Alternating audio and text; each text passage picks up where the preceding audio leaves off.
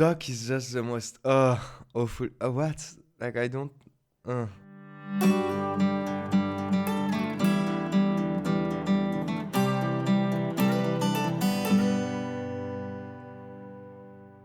So, by the way, Yoann, I just watched Bandersnatch. Only now. What have you been doing? Only now. I was pretty sure that Joe didn't want to watch it for some reason. And actually, I didn't really want it to watch it with Joe. Just because it's a make your own decision thing. And I didn't want to discuss each decision. Like, I really wanted to have like the control here. That's fair, yeah. When I started this, I didn't really think it through.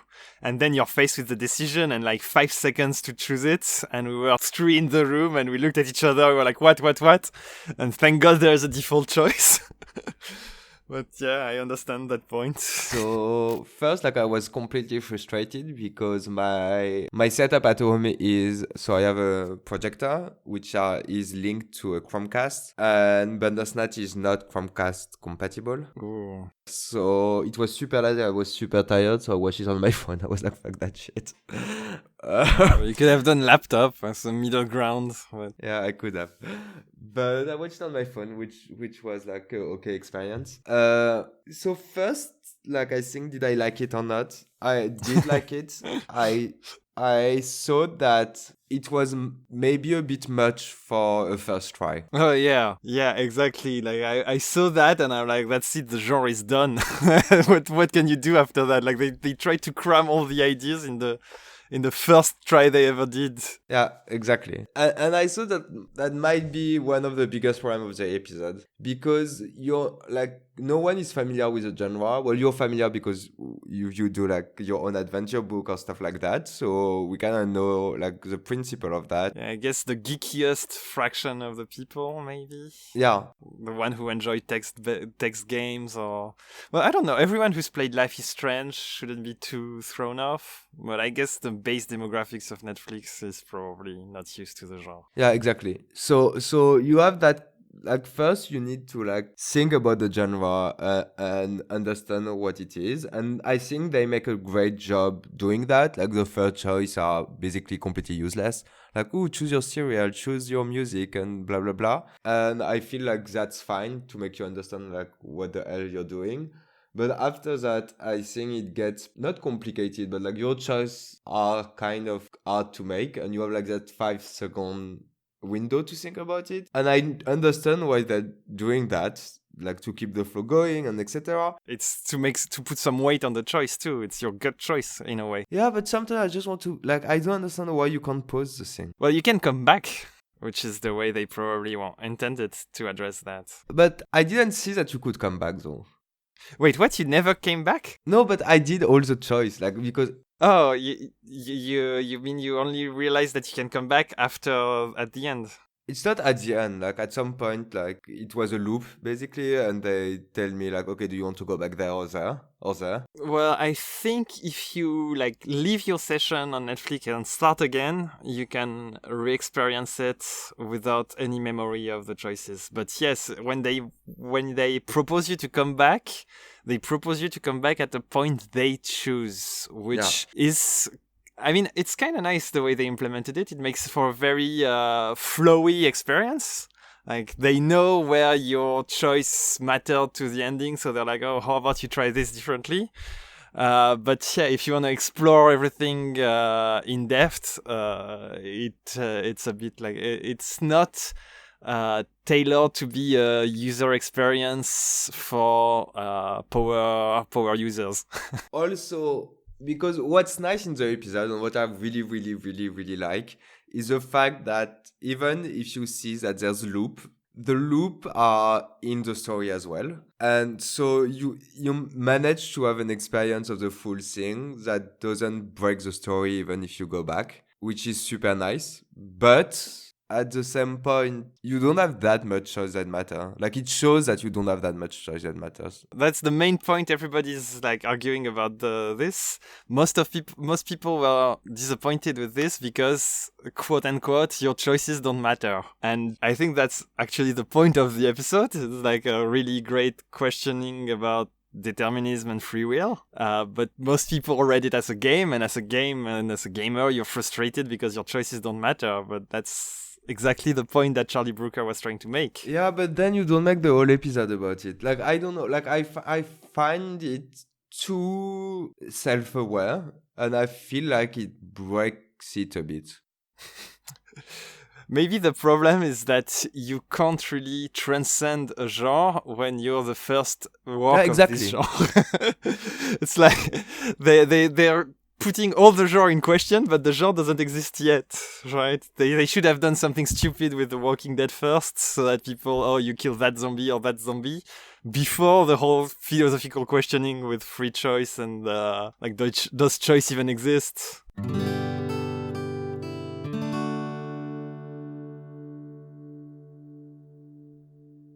This episode is brought to you by windows. Windows are kind of like walls, except they let some wavelength through, so the human eye can actually see through them. So they're perfect to break the monotony of a wall if you're not bold enough to go for the radical alternative that is no wall.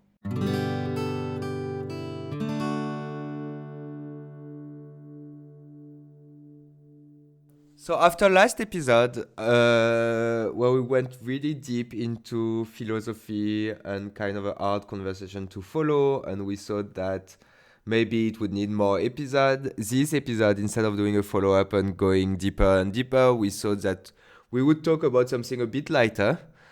Maybe not lighter, but easier to understand, and not needing to read 10,000 books before listening to the podcast. And that is talking about productivity. So that we can change your life just like philosophy, but in a simpler way. Yeah, just follow what we're doing and your life will be better. I'm not sure. It's funny because we're going to talk about organization and to-do lists, and we're kind of like two ends of the spectrum, right? So what should they follow? Neither of us. I guess we're going to talk about pros and cons. So I'm just like, just before starting about productivity and what's up with our, like, of how we're doing it, let's just, so our podcast, like the podcast right now doesn't have any productivity theme to it. Like the first 5 episodes were not about it. The idea behind the podcast right at the beginning was to have 3 themes. The first theme would be productivity. The second theme would be philosophy/sciencey. And the third theme would be more like tech/pop science. Not pop science, pop culture. Pop science. I love the thing. I love the sound of that. We should use that for something. That would be the fourth theme. So productivity. Productivity. So as Yoann said, we are at 2 ends of the spectrum. I don't know if you can imagine which one is which. You'll know soon enough. So my end of the spectrum is I don't plan for shit. So I do have a to-do app, which is not really a to-do app, which is Keep, Google Keep, which I put pretty much everything in it with tags. So you're using tags still? I use tag, but I don't use them. So basically, I do write the tag, but I never search by tag, and I actually very, very, very rarely go back to my notes. So I have a tag called to watch. I have a tag called to read. I have a tag called like to make, etc., etc. I have like maybe 20 tags. Okay, so tags are like genres of to-do items. They have a taxonomy predefined. It's not that flexible. So the thing is, I can create tags. My tags are really not limited, so it happens quite often for me to create a new tag, which is basically useless because more tags you have, the less tag you use. Basically, like if you have 10,000 tags and it's not tag, it's just notes. Is there somewhere where all your tags appear, where it's recapped? Yeah, on Keep. I'm actually gonna start my Keep right now just to have it under my head. So on Keep, you have at the left the list of your tags. They're called label, but it goes from like a tag. Okay, so I have some tags which are to, that start with a to. So to watch, to share, to read book, to play, to learn, to drink, etc., etc. So things to do, things to try. It's your to-do list essentially. Yeah, this is my to-do list. And everything else can be ideas, can be notes from later. For example, I have people codes notes, which like, so when I come to your house, I have your Yeah, codes the in apartment, the building door yeah, code. apartment building codes, People code. people codes. I have like a grocery tag, I have a font tag, etc., etc. Okay, so it holds your grocery list too? You really have like stuff that is like immediate short term about your daily life and stuff that's more long term about your ideas? Yeah. Okay. But like the two tags that I like the most, I think, is the always forget tag. So in the always forget tags, there's like not that much stuff. There's actually only 3 right now. But I love that tag because it's all the item that never pop to my mind, even if I know that I know it. For example, there's this old website that used to make, it's called populous.ch. And it's like a 1990 website that allow user to create really simple website. Okay. And I used it when I was like 8. And Why are you keeping that? yeah, exactly. So why? Because each time I want to talk about it, I'm like, oh fuck that shit. What is the name of that? And at one point, it popped back to my mind, and I was like, okay, I can't forget about it again, so I put it there. And I'll always forget about it again, but like I know it's there. But does knowing the remembering and saying the name, does it bring anything to the conversation? Does it bring your joy? Yeah, it remove frustration. Okay, yeah, that's an okay things to do in life. And so I have I love this. It's not really filled with anything, but it's filled, for example, with a chair. Like there's a very famous chair that every I don't know, every rich person That is buy. so random, like shared name and website names. It's basically the stuff you forget and are frustrated about. Yeah, exactly. And you know you're gonna forget again. Yeah, exactly. Which is the important part. So yeah, so that's one of the tags that I really like. And the second one, and the second one which I really really love, and I used to do super often, and now I don't, is my what I call SITB, which we already talked about, but I kind of want to do. Seems interesting to buy. What? Seems important to buy. No, it's surge in the brain.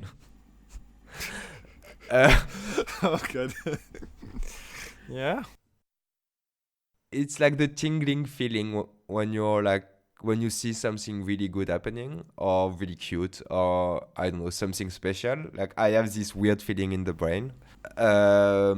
Wait, so you're using this to-do list also, well, this platform Keep as a journal, kinda? Like it's more of... But okay, so to sum up, you're using mostly Google Keep to hold your short-term and long-term to-do or inspirational ideas and stuff, and also to keep track of your journal or whatever you're working on, like your research project, your current research project. Yeah, basically, yeah, I kind of use it for everything except for long form writing. Anyway, so I wanted to ask, on top of you presenting your system, what are your takeaways from it? Because we're doing this also to talk to the listeners. So what is it good for? What is it not good for? What do you like, not like about such a... So it's good because it's all in one place.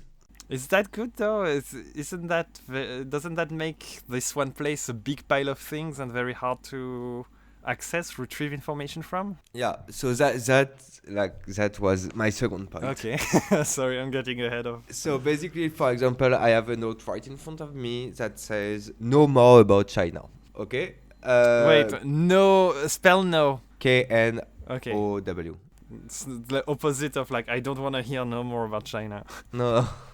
So that note is 3 months old, and the purpose of that note was, okay, I had a discussion with a friend. I can't remember which discussion or what or whatever, but I didn't know anything about like China history and like China politics even right now, and I was like, okay, I actually need to do something about it. I need to know a bit more. So I put that note in, and obviously because there's no retrieval system, it's just there like laying there. And is there any kind of organizational system, like ordering of the notes? so you can order by last edit, not last created, which is like very special. Like I kind of want to. I don't understand why they like did it, but whatever. So each time you edit something, just go as like the first task. Like the visualization is kind of a note, like a post-it wall. So it's a bit of a mess. You can change that from a list view, but the list view is just weird because there's a lot of white, and I don't know, it's really not usable actually. So the grid view is the only usable way to use. So we should probably conclude that it has a bias towards recent items, right? If you wrote something down a while ago, to not forget it, it's at the bottom of your retrieval system, and you have odds are you're gonna forget it too. So basically, I think they really created that to. I think the purpose of it at the beginning was really to replace post-it notes. So people that use post-it note, like it's just like, okay, I need to remember that for like the next 2 days. I'm just putting a post-it like on my fridge or something, and when it's done, like you just trash it. Okay, so are you feeling like you're abusing the product definition? Yeah, I think so. I think like the thing is they're not honest with themselves, because if it was that, there wouldn't be labels, there wouldn't be like there's a lot of feature, like there's a search feature, etc., that makes it a bit more complicated, and it's complicated enough to use it in my way, like meaning at the fullest. But at the same, and they have also a reminder feature that allows you to say, okay, remind me that like in I don't know, like 6 months. So that's also like not really post-it like. And also what's killing me and why I use this project and why I wouldn't use this project for that if it wasn't available is the search. The search is very, very, very good. Well, I think they wanted to transcend post-its with search the way Gmail transcended emails with search, right? The whole thing about Gmail when it came out was to offer like basically you keep all your mail and you retrieve it through search, and that was the first platform who ever adopted such a wasteful storage system. Yeah. But like that's like exactly, that's a good and a bad thing at the same time, is because you can search whatever, then you can use it for anything basically, and you don't really need to think about how to order it. But at the same time, then you don't research it when you actually need it. For example, I know that, like, for example, I don't know, 1 week ago I didn't know what to watch, and it didn't occur to my mind to actually check what I have in to watch. Yeah, I see.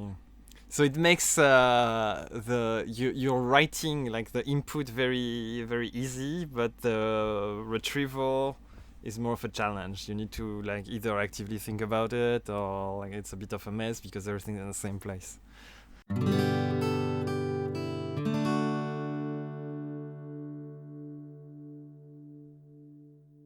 This episode is brought to you by A Lot of Work. When you're facing a problem that seems unsurmountable and a little work doesn't do the trick, why not try A Lot of Work?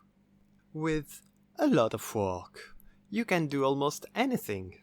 Terms and conditions apply.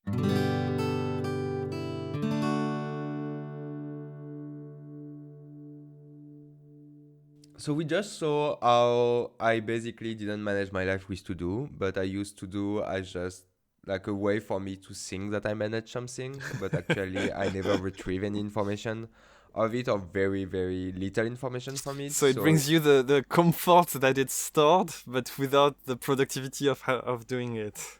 Exactly. So it's just a comforting, removing anxiety from my life app versus an actual productivity app. Which has value. It has value. That's why I'm doing it, but it has no productivity value. You're doing the exact opposite. You're doing quite a lot of to-dos, and maybe you can explain like how that fit into your life. Yeah, so I think before, like once upon a time, I was doing something kind of like you. In fact, I think I used the ancestor of Google Keep, which was in Gmail and Calendar. I believe you have some kind of task tab in which you can have a list of items. I don't know. I had also a big list of things to do and that I was interested in, and a big list of bookmarks. And I don't think it felt much like a problem. I think the main reason why I moved away is because this task list seemed really like about to get deprecated by Google. It didn't seem very maintained, and I was like, oh, one day they're gonna kill it, and I'm gonna be in deep shit, I guess. So that was the moment I decided to change, I think. And I could always use more organization, but maybe I have a little too much now.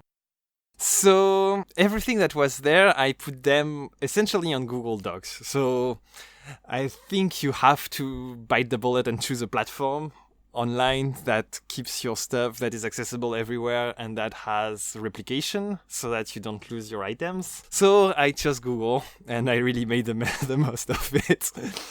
So I have Google Docs for my to-do lists of stuff that I want to watch, that I want to play, that I want to read. I have a different Google Doc per genre. So I have a Google Doc for TV series, I have a Google Doc for movies. What I really like about the Google Doc is relatively contrary to Keep, it's more of a blank page kind of thing. Like, you put the structure that you want. It's really more like I'm in charge of the structure and not the product designer at Google. So I have a lot of tables in my Google Docs. So in my Google Docs for TV series, for instance, I would have a table saying short series, long series, funny short, funny long, whatever, American, British. And I always split the page in two, between stuff that I will watch by myself and stuff that I would watch with friends, or my roommate or my boyfriend or whatever. I use a lot of substructure depending on all the different to-dos. But so this is for the long time to-dos about what I want to watch or read. I have also a list of stuff I want to list of bands and musicians I want to get more into, list of short stories. I had a list of writing topics, which is interesting because I moved it to Tumblr not so long ago to be its own Tumblr. What? So now I have a Tumblr which is only writing prompts of one line or something like that. Okay. I did that mainly because it felt like each writing prompt kind of felt like a tweet and would never, like, not all of them would be addressed. Like, there is a lot of stuff that are a nice perspective on things, but not something that is worth the effort of investing myself into writing a full thing about it. So I'm just gonna like publish the short thing, publish the ID instead of publish the book or whatever. Why aren't you using Twitter for that? Oh, because I hate Twitter. Twitter is garbage, and also Tumblr is freeform. It doesn't have character limit. It can have text formatting. And I really, really, really hate Twitter on a principle level. Okay, makes sense, I guess. So that's for my, let's say, long-term to-do. So wait, like, I think we need to discuss a bit more about it. Oh, really? I was just getting to the meat of it because the interesting part is the rest. Yeah, I know, but okay. Yeah. So if I understand well, you have one doc for each kind of entertainment that you use. So you have one doc Yes. for watching movies. You have one doc for watching series. You have one doc to read books. You have one doc, etc., etc. Yeah. And then how do you order it, and how do you know what to watch? Okay, so to stay a little bit more in these docs, so I talked about the fact that I use spatial clustering depending on the theme and the length usually, because sometimes I'm in the mood for something funny, sometimes I'm in the mood for something dark. Most of my to-do lists use color coding. I bold or put in red stuff that are the most urgent and important, and put in gray stuff that I know I'm probably gonna drop. So the spirit of these docs is I go to them when I have a spot into my consumption schedule. Like I want to try a new series, a new movie, or a new book. And there is like all the recommendation anyone ever told me or I picked up on the web, etc., ordered arbitrarily by me and ordered, so both spatially in the page and colorly, so on 2 dimensions, I guess. So this is for my, let's say, traditional media. Now you have the new media that is online videos, which is more short term, and the input arise from people posting online, not people telling me about it. So it's a bit of a different flow. So the way I get my input is usually if I think of something, if someone recommends me something, if someone tells me something, I send an email to myself. I have a shortcut on my phone. That's extremely gross, and that's why Keep was made, I know, but still I'm used to Gmail, and it works just fine for what I'm doing with it. So I sent myself a little note that I'm gonna triage later. Every day I do some triaging, because every day I look at my emails. So every day as part of my emails, I get the new ideas. So every day You look at your email every day. So if there is a new show in that, I just open the Google Doc and put it in. Okay. Is there a schedule for that? Like, is it every morning? Is it every evening? Every time I check my emails, I usually do it in the first time in the morning. I don't know, you check your emails several times a day, don't you? Anyway, another source of input for my system, for new stuff being published, is my RSS feeds. And I can do a whole other episode on RSS feeds, so let's not dive too much into this. But my RSS feed is what's going to have all my subscriptions from YouTube, because I'm using a nice service that makes RSS feed from YouTube API, because YouTube shut down the RSS support. Okay. So anyway, I get everything there, and I put them in my list of videos, short videos, like online videos. So it's a bit of I'm asking myself where the line should be between like the Netflix type series and YouTube type videos. Some things are unclear, like 1 hour podcasts and stuff like that. Anyway, my YouTube stuff, I put them on Google Spreadsheet. Oh yeah, by the way, all these Google Docs have tiny URLs. So I can remember them easily, like tiny URL / blah blah blah my movies or blah blah blah my music. So my YouTube videos are in a spreadsheet, and you'll be happy about that. They are also pretty much indexed by priority, whether or not I watch them by myself, whether I watch them with full attention, or whether it's something I can listen in the background. And I'm using special Google Spreadsheet magic to get the link, the thumbnail, and the duration, which is a wonder for planning. So when I have a slot of 60 minutes where I want to play Factorio while listening to something, I can just search in my database of YouTube videos for something that I want to watch. So basically what you have, if I understand well, is you have docs for everything that is backlogged.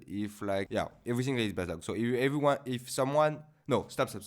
If I understand well, when someone or internet tells you something is interesting, you write an email to yourself. This email then go to a Google Doc, which is all the backlog of everyone ideas about what you should watch, listen, read. So the question now is, what do I do when I watch it, right? For the shows I'm currently watching. That's a different flow. Okay? So I have another Google Doc. I have another Google Doc for the stuff I'm consuming on a day-to-day basis. I'm currently consuming. In a nutshell, this Google Doc contains everything that I'm watching that's currently airing. There's a section of it where I specify everything that's airing on Monday, Tuesday, Wednesday, etc. And so the cool thing with Google Doc is that it allows you to write little function of JavaScript to manipulate it, that you can run with arbitrary triggers with your button or with custom scheduling. So every day this doc looks at my little schedule and pushes the new episodes to the top, telling me, hey, today there's a new episode of Mob Psycho or whatever. So it doesn't check on the actual platform like Crunchyroll that the episode is actually published, because that's a lot of work probably. But I can very well check and say okay, if it's there, I'm gonna watch it. If it's not, I'm not gonna watch it. And that way I can keep track easily of what's going out what day and never miss a thing, which is the thing that I fear the most. So basically what you're saying is, you're doing that. So every day you go into that doc when you're at home and want to watch something. If there's something, you just like check if it's available or not, and you watch it if it is. And if it's not, you're going to your watch Google Doc and like check something out. Yeah, there's a section on this like currently watching section where I just put for my own reference because I forget everything really fast. The stuff that I'm currently watching that is not currently airing when I'm watching an old series on Netflix. I'm putting it there so that I don't know, I have a full picture of what I'm doing. I think for entertainment now it's like super clear of what you're doing versus what I'm doing. You're doing 10 different docs document for each type with like automation with like small JavaScript in your Google Docs that updates everything and that allows you to like basically not when you want to watch something or like do whatever, you don't need to think, you just need to like go there and see what's happening. I think now what we can do is I wanted to talk about not only like how do we do entertainment, so how to read something or to watch something, but also how to create something. So when it comes to like creating this podcast or I don't know, writing a book or etc., how do we go into or even how to work, like what we do at work, like how do we manage that? So for me, I think like both of us will basically have kind of the same system as we do for entertainment because it's actually quite close. What I do is basically if I remember, I don't basically have a to-do except when I have too many projects. So at work, if I have like 10 projects at the same time, I like to do a to-do. But the to-do is very, very contained in times. But otherwise, when it's like basically normal stuff and like just habit stuff, I'm not writing anything. You just keep it in your head? It fits in my head, and if it doesn't, I feel like it's not important enough. That's wrong. I don't trust my brain with that. So I don't trust my brain either, but I trust other people. To remind you, okay. Yeah, exactly. Which is a horrible thing to do. So it's horrible and I need to change. I've tried multiple solutions to change that. I've tried to download like different to-do app, OmniFocus, like a lot of different app, a lot of different kind of like email managing thing, a lot of different post-its thing. Like at one point at work, I had like half of my table just full of post-its. So for me, when so how do I manage my tasks for the podcast? If I'm in the shower and I have an idea for a future episode, I would email it to myself, and at the triage phase, I put it in our Google spreadsheet list of ideas. So that's for the more thinking tasks. For the day-to-day task, I have a Google Doc for my day-to-day tasks with a column of with like a place in the paper which is for everything that is productivity related, like it's with everything that is like, how do you say work but in your spare time? Spare project. Like, yeah, so I have a space on that with the projects I'm currently working on, be it a short story or the podcast, or right now I'm also working on a Chrome extension for my stickers to put auto-suggest cute stickers when I type. So I have various like projects that have their own space on my daily life to-do lists on my Google Notes. And so when comes the time to do some editing or whatever, I just put it there because that's the place I look at when I wonder like, oh, should I be doing something meaningful? Otherwise, that's also where I keep my grocery list and my day-to-day list. So basically you have one page with like everything that is not entertainment. With everything that's, tasks. Where we touched a little bit about my writing projects, how I have like a separate thing for writing ideas. Yeah, you'd say I have a to-do list, a separate doc for like long-term ideas, but the stuff I'm working on is I have a day-to-day to-do list page that I try to keep fluid, I guess. Okay, that's simple actually. I thought it would be like more complicated than that, to be honest.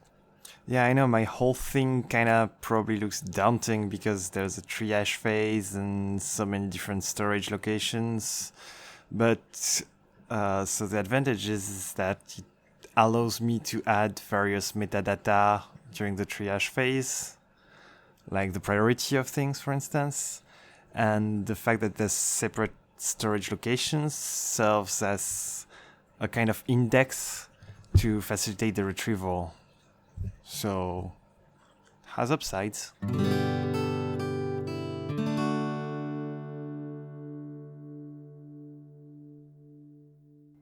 So, stupidly enough, we completely forgot to say bye to you because we were thinking that we were going to do a follow-up on our previous episode. But then we decided that we're actually going to do a full episode on follow-ups from the first 5 episodes. So I guess that's all. Thanks a lot for listening and see you next week. In the meantime, you can put your comment on our subreddit, notdailypodcast.com.